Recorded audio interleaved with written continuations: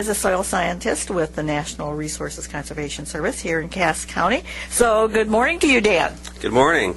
Well, Dan, I was sort of excited. I'm not sure how many other people are, but when I saw that you were redoing the soil survey. So we want to talk about what that is and what that means to people. So let's start with, what is a soil survey? Well, a soil survey basically is a product that the USDA, we give to all the counties in Iowa, and it basically consists of a lot of maps and a lot of data that's tied to each of those maps. Okay. And what kind of data? What does it tell us? Well, it gives us a lot of interpretations for like CSRs, which is one thing. It also gives us like yield data along with engineering data, things like that. It also gives us it gives farmers a way to know how much nitrogen, for example, to apply on a field, things like that, fertility. Okay. Now, when I think of soil survey, I think of soil types. Doesn't the map show the various soil types that tells you some of the things you were just saying? Exactly, yeah. The soil survey has numerous soil types, and what we did with the new soil survey is we added a lot of new ones, and we got rid of a lot of the older ones. And each soil type has different properties. For example, it has different amounts of organic matter, has different amounts of nitrogen, or I should say pH, has different properties, and each of those soil types react differently and give different results for growing of crops. So what are some of the soil types? You know, the one I think at first comes to my mind is loess. Is that still in there? Yeah, we have loess soils here. That's our dominant soil type here in actually Iowa, in the western Iowa. We also have glacial till, which is also pretty dominant. But most of the landscapes here in southwest Iowa are loess, and most of our soil types are loess derived. We do have soils that are near like alluvial ground, floodplains, which are not really loess, but they're more alluvial type soils. There's different kinds of soils we have here. So. There's just so much to know. As a soil scientist, your mind is just full of all those kinds of information about soil types and what they have to do. And you mentioned one of the things, perhaps several, but in terms of how much nitrogen to apply, how do people apply this information? What good is it to farmers and perhaps some other people? Well, one thing it does is it gives you an idea of the fertility of the soil, and farmers can adjust their planters or their sprayers to the right fertility levels, I guess you could say. For example, if you have a soil that's really high in pH, they probably know that they probably don't need to add as much fertilizer to that particular soil type. It's not just for farmers. It's also for for us and everybody else. It's for engineers, people that are construction people.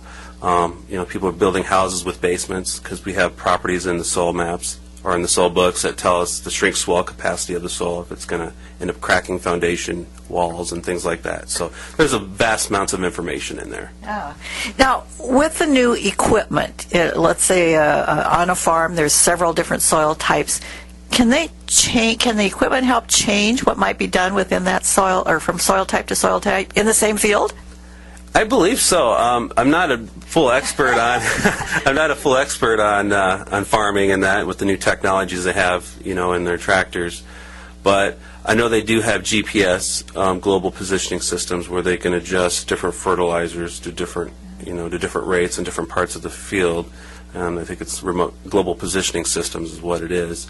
And they can use a soil map, and like I said, it gives you the fertility recommendations and things like that, where a farmer can actually go in there and adjust those rates according to that soil map. Okay, so it is useful to a lot of people. I thought that your example about if you're building a house, you may want to check that out. I'm thinking also if you want to buy some land, you might want to check that out. Doesn't the kind of soil somewhat affect the value? Yes, that's one of the most important things, actually, that this survey was actually signed up. Cass County wanted a product that they can actually evaluate land, in tax assessment, and that's mostly derived from CSRs, the corn suitability ratings, and we've actually redone the CSRs for all the counties in the state, including this one, and they've been changed just recently, and that's a very important factor. Also with the new soil survey, it's a lot better than it was in the past. We've been using newer technologies, so the line placement on the maps are much more accurate, and therefore the CSRs are tied to those lines, and because of that, the CSRs are much more accurate out there as well. When I think of a soil survey, I've been around long enough when that was redone. I'm not even going to tell you what year, but it was an exciting time, and we had this great big thick book, so you could look at all the maps. I'm guessing, even though you may have a printed thick book somewhere, that's not the way most people are going to access that information now.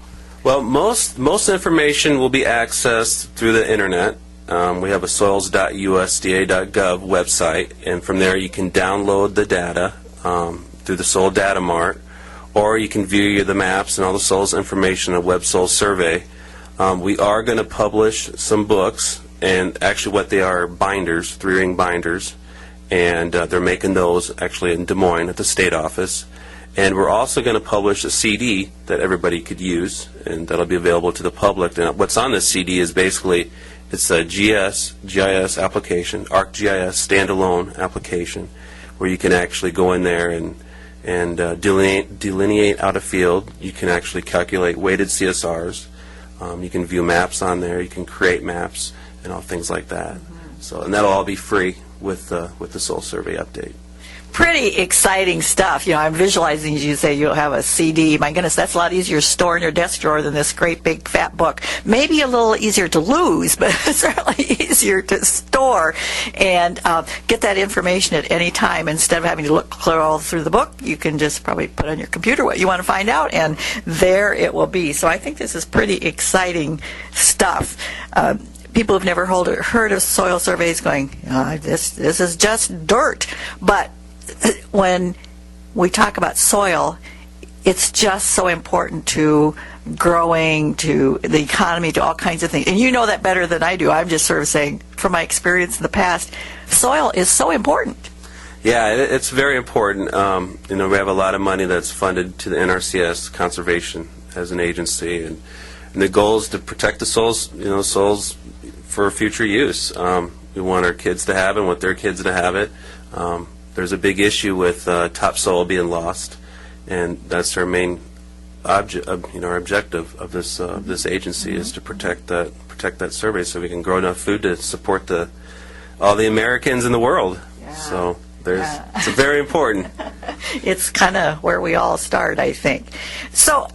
You've been working on this just in Cass County, or Dan, do you work in some other areas too? I do. I've actually, we're just finishing up Dickinson County, and I'm just finishing up that county as well, and this county. Those are pretty much the two counties that we've been working on right now. Yeah. So those aren't exactly neighboring counties. No. So I was actually up north for a few years, and then I was actually transferred down here, and we had a project leader, Richard Lynch, was here, and he retired.